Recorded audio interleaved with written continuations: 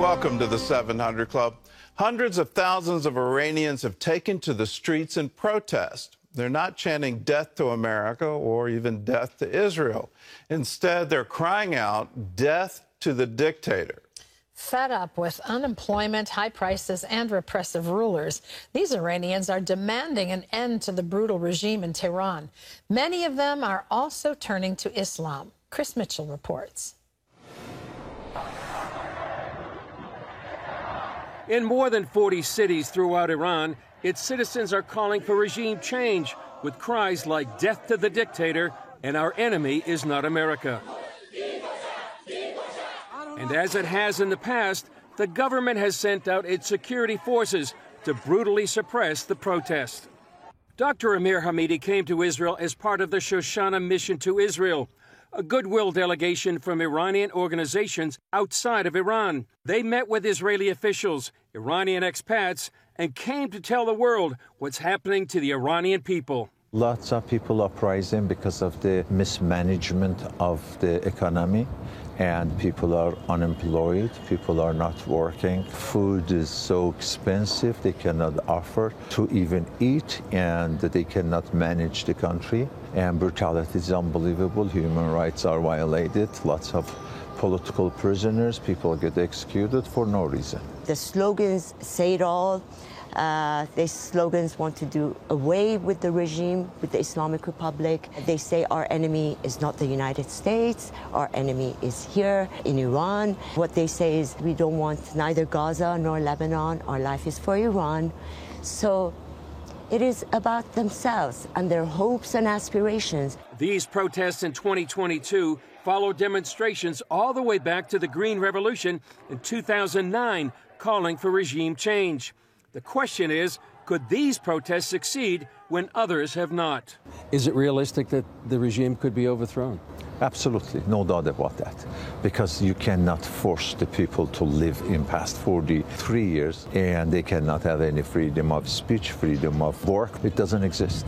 Pastor Nazanin Bahestani told CBN's George Thomas how some Iranians are turning away from Islam in the midst of this crisis. They are so fed up of Islam, and they see everything from Islam's point of view, because the government, the leaders saying that because of Islam, you have to endure. And they say, we don't want to endure this religion. So many are calling us and wanting a new God, wanting to look up to Jesus. Christians are persecuted in Iran, but Pastor Nazanin says that where there is more persecution, the people are more courageous, and they continue to spread the message of Jesus Christ. Gordon? Well, Chris, what can you tell us about the church in Iran? How is it holding up under this persecution? Well, Gordon, I can tell you, first of all, the church is growing. In fact, it's the fastest growing church in the world per capita. And what it's marked by, Gordon, is Muslim coming to faith through dreams and visions. And one told me these dreams and visions, the number of them are sort of off the charts. So they have an underground church, but they also have a cyber church that's connected to the internet. And what I'm hearing, and just to echo what the pastor said, the Iranians, they're spiritually hungry. They're searching for the truth. There's a deep dissatisfaction with Islam. In fact, some are saying Iran is now a post-Islamic country with only a small percentage of Iranians that actually go to the mosque. Many Iranians, they hate the government. They don't hate the West or America. And the regime, for that matter, they fear the church, and sometimes perhaps even more than Israel. And many feel the government will collapse and could collapse. And some say the church needs to be ready to respond if that happens inside Iran. Well, let's look at the protests. Back during the Green Revolution, the government unleashed snipers on the protesters. We just saw the video where they're beating a man in the street with a baton.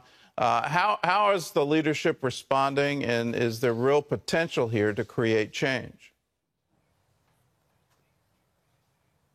Well, as they have in 2009, Gordon, here, they're doing the same thing in 2020. That was a horrific video of that man being beat up on the street. So brutality, that's one of the first things they use. And then the arrests of protesters, What they're also trying to do, Gordon, is shutting down the internet. They don't want these videos getting out. And then you have heavy police and security presence to try to stop any protests from even gathering. And so the question is, will the protest get to a tipping point to overthrow the government? Many have been optimistic in the past during these previous protests, like in 2019. But so far, the regime has been able to hold on to power. And that's why many are praying that this regime will fall. And if it does, Gordon, it's going to be a game changer for the Middle East. Well, let's look at Saudi Arabia. They obviously are a counterbalance to Iran in the Middle East. And President Biden had planned to make a trip over there this summer. Where does that trip stand? Well, right now, President Biden said, he may visit. It's not confirmed just yet. But he also may meet with the Crown Prince, Mohammed bin Salman. And the reason that's significant, Gordon, is that the relations between the U.S. and Saudi Arabia have been very rocky since the Biden administration took office. During the campaign, then candidate Biden called Saudi Arabia a pariah state. And that's and now that he's in office, he released a CIA report blaming the death of Jamil Khashoggi on the Crown Prince. But there's two things that puts Biden's trip in context, Gordon. And one, Biden needs more Saudi oil to reduce the gas prices in the United States. And the Biden administration, what they're doing is they're brokering talks between Israel and the Saudis to try to normalize relations. And what that will do will try to help repair the U.S.-Saudi relationship. All right. Well, the U.S. ambassador to Israel, Tom Nides, yesterday said that Israel may be on this trip, too. Are you hearing rumors that he may do a joint trip, one to Saudi Arabia, one to Israel? That's exactly true. There is the possibility of him coming here to Israel. What may prevent him from coming, Gordon, is the fact that right now the coalition is very fragile. There was a vote in the Knesset yesterday where the coalition government lost that election, and it's not certain if this coalition government is going to last. And if it's going to go to new elections or there's a change in the government, it's possible that Biden may not come here to Israel, but go directly to Saudi Arabia. All right, Chris, thanks for the insight. Thanks for the reporting. In other news, gas prices have more than doubled since President Biden took office. Ephraim Graham has the latest on that story from our CBN newsroom. Ephraim? Gordon, gas prices setting another record high today. The national average now at $4.92 a gallon. That's up more than a quarter from 1 week ago and nearly $2 a year ago. Many predict the average could reach $5 by the end of the week. The Biden administration blames the war in Ukraine and supply chain problems for the rise. Critics point to the administration's energy policies. Sky-high inflation and a hangover from pandemic spending sprees has some Americans struggling to balance budgets. Despite the challenges, financial experts say there are ways to recover and even start saving. CBN's Brody Carter shows us how. It kind of goes back, and I hate it, but that dreaded B word, right? The budget. Economists and financial experts recommend going back to basics if you're struggling to balance your checkbook. And it starts with that budget. And I think many people, they have no idea how they are spending their money.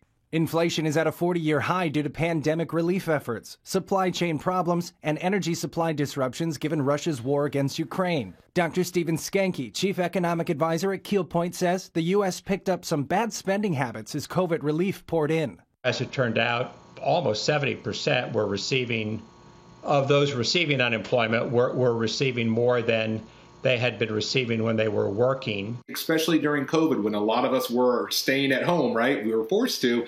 We got on that Amazon, and it was just that easy click to kind of make ourselves feel happy, because it was. Those were very tough times. All of that happy clicking led to a record $204 billion spent online last Christmas. Given historical job growth, wage gains, and supplemental government spending, stats show real wages have still declined. In retrospect, we overshot on that.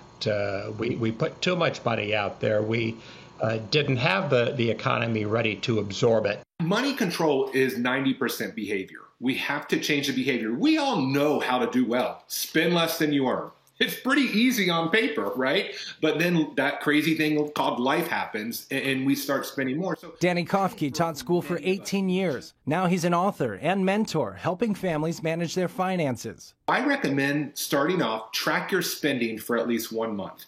Then at the end of the month, you're able to analyze it and you can see, oh, we went to maybe Starbucks 5 times, or we did this, whatever it may be in your own personal, spending habits. Then you can look at it and you can cut out those things that are not necessary. Kofke and Skanke suggest investing in wise areas like a 401k and trimming the daily spending. Think about how many hours of work go into a purchase. Let's just say, and I'm just going to make easy math, let's just say you made $20 an hour and something costs $200. Well, think about that. You're going to have to work 10 hours to buy that item. Kofke says you can cut down on spending and build your rainy day fund without sacrificing fun altogether, although you need to practice. And if you begin tracking your spending now, you may be able to save money as early as the next month or so. Brody Carter, CBN News. Time to track spending indeed. Gordon? I said it before, I'll say it again. Live by the 80-10-10 rule, where you live on 80% of your income. You save. You've got to pay yourself. That's why you're working. You're working for your future. And if you're not accumulating savings and not having that as a regular part of a monthly budget, you're cutting off your future. So if you save 10% every single month, and over time, this isn't get rich quick, but over time, you will accumulate things, and then you can start thinking about investments. And what would be nice is have your money work for you. And then most importantly, put God first in your life. Tithe. If you put him first, then you know he's on your side, and you're going to get all the benefits of tithing, all those wonderful promises in the Bible about how to open the windows of heaven over you and pour out a blessing. It's a simple rule. It's easy to remember. And when you do it, wonderful things will happen.